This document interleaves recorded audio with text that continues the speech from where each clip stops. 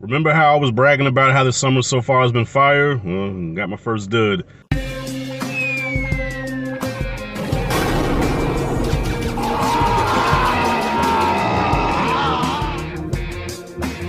Insidious The Red Door.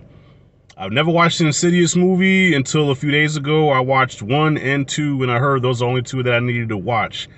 And those movies were not great, but very unexpected, because I never thought PG-13 horror can mess me up.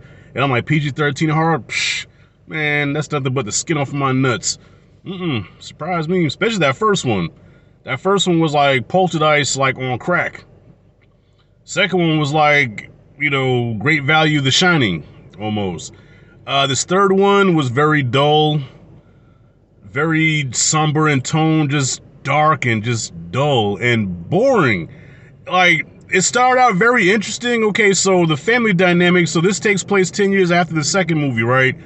And with the same family and everything. So your boy Dalton, he's about to go to college now, but he's kind of a depressed, dark kid who's very artistic.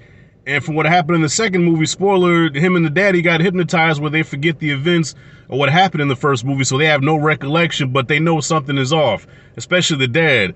So they have a strange relationship, and the dad decides to drive him to college and I guess try to bond with him again, and it kind of backfires. So the family dynamic was kind of working for me at first. I said, okay, I'm liking this, but I know we're going to get to the Insidious shit. We're going to have an abundance of jump scares and, what Insidious does. So it becomes a slow burn that leads up to nothing, really. Like, by the time this movie was over with, it was a nothing burger. All right, this was just a burger with no cheese, no seasoning, and nothing. Just the burger and the bun. A nothing burger. Get it? Corny ass nigga. And you said Kevin Hart ain't funny? Yeah, Patrick Wilson directed this, and yeah, you could feel James Wan's presence missing from this movie because it just didn't have that bite that the other 2 movies had.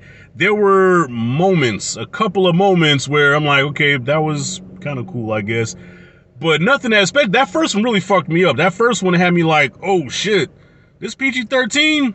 Yeah, I had nightmares that night. Not to mention it was the 4th of July, so I'm watching it, so the jump scares would sync up with the fireworks outside. Almost gave my big ass a heart attack. There was no moment like that in this movie where I was like, damn, that was intense, or wow, that was scary. Nah, it was a premise that was interesting, that seemed like it was leading up to something, and then it led up to nothing, really. Then the movie goes off, roll credits.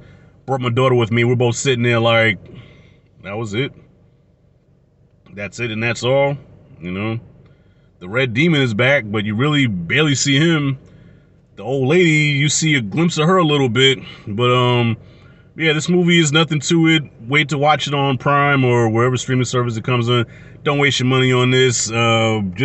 This movie had the personality of a wet mop. Sorry, Patrick Wilson, I know you directed this, but yeah, this movie was kind of ass, man. So, D is what I give Insidious The Red Door. Sorry.